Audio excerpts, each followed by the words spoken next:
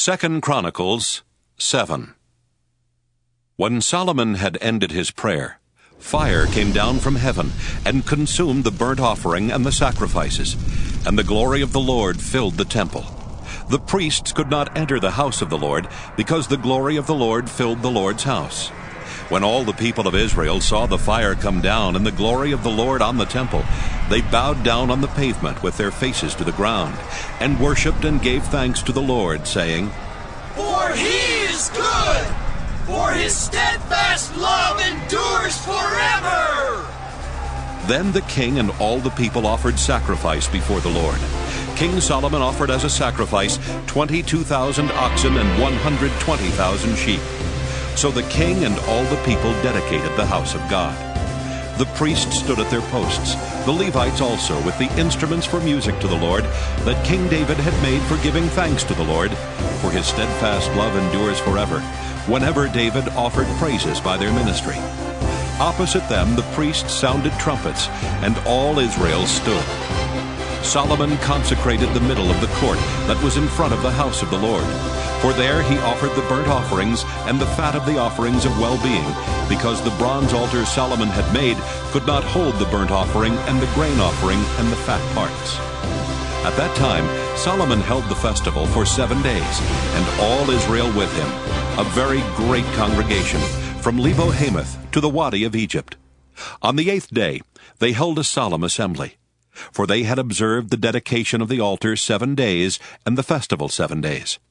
On the 23rd day of the 7th month he sent the people away to their homes, joyful and in good spirits, because of the goodness that the Lord had shown to David and to Solomon and to his people Israel.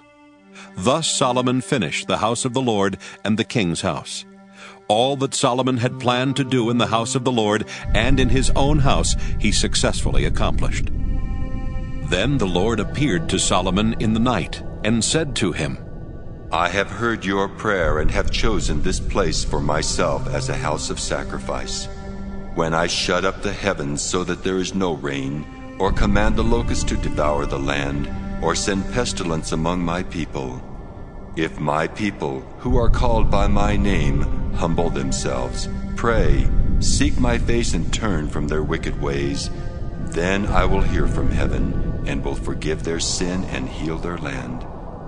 Now my eyes will be open, and my ears attentive to the prayer that is made in this place. For now I have chosen and consecrated this house so that my name may be there forever. My eyes and my heart will be there for all time. As for you, if you walk before me as your father David walked, doing according to all that I have commanded you, and keeping my statutes and my ordinances, then I will establish your royal throne as I made covenant with your father David, saying, You shall never lack a successor to rule over Israel. But if you turn aside and forsake my statutes and my commandments that I have set before you, and go and serve other gods and worship them, then I will pluck you up from the land that I have given you, and this house which I have consecrated for my name I will cast out of my sight, and will make it a proverb and a byword among all peoples. And regarding this house now exalted, everyone passing by will be astonished and say, Why has the Lord done such a thing to this land and to this house?